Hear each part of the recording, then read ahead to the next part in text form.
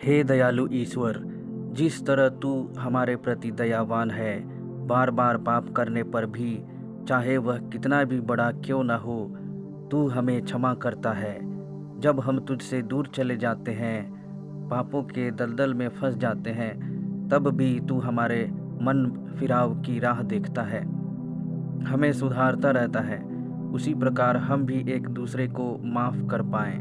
हमें ऐसी शक्ति दे कि कोई हमारे प्रति कितना भी बड़ा गुनाह क्यों न करे, हमें कितनी भी बड़ी आर्थिक नुकसान क्यों न उठाना पड़े, हमें कितना भी अपमान क्यों न सहना पड़े, हम एक दूसरे के प्रति क्षमाशील बने रहें। हम यह विश्वास करते हैं कि अगर हम दूसरों की गलतियों को माफ़ करेंगे, तब तू भी हमारे पापों को क्षमा करेगा और हमें आशीष देगा।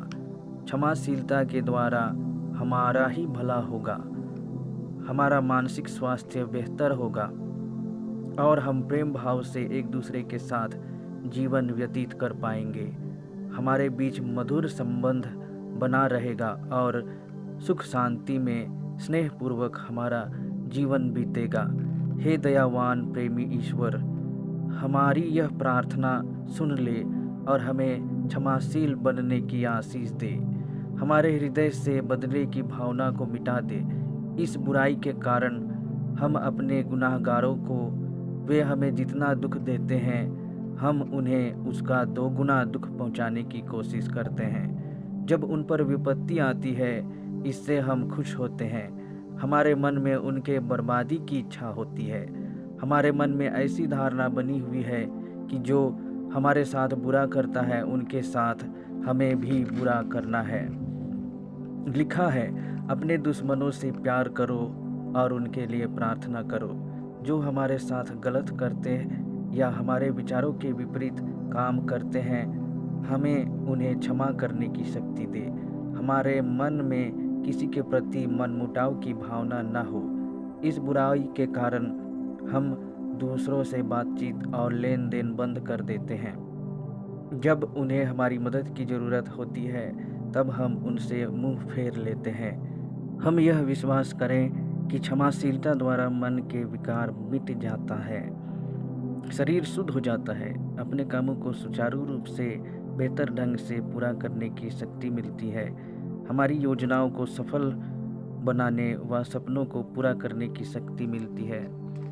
संत मत्ती का सुसमाचार अध्याय 6 पद संख्या 14 और 15 ये कहता है, यदि तुम दूसरों के अपराध क्षमा करोगे तो तुम्हारा स्वर्गीय पिता भी तुम्हें क्षमा करेगा, परंतु यदि तुम दूसरों को क्षमा नहीं करोगे तो तुम्हारा स्वर्गीय पिता भी तुम्हारे अपराध क्षमा नहीं करेगा।